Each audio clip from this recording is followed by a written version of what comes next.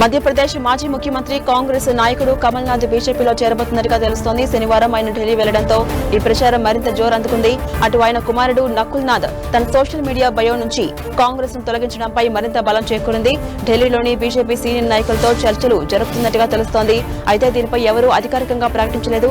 కేంద్ర హోంమంత్రి అమిత్ షా, జాతీయ అధ్యక్షుడు జేపీ నడ్డా సహా సీనియర్ నేతలతో చర్చలు కొనసాగుతున్నాయని, అన్ని సవ్యంగా జరిగితే ఇవాళే ఆయన బీజేపీలో చేరనున్నట్టుగా సమాచారం వినిపిస్తోంది. అయితే కమల్నాథ్ కాంగ్రెస్ ని వీడేందుకు కొన్ని కారణాలు ఉన్నట్టుగా తెలుస్తోంది. ఆయనకు కాంగ్రెస్ నాయకత్వానికి పడట్లేదంటూ సమాచారం. దీంతో పాటు ఈసారి రాజ్యసభ ఎన్నికలకు నామినేట్ కాకపోవడంపై కమల్నాథ్ కూడా అసంతృప్తిగా ఉన్నారని తెలుస్తోంది.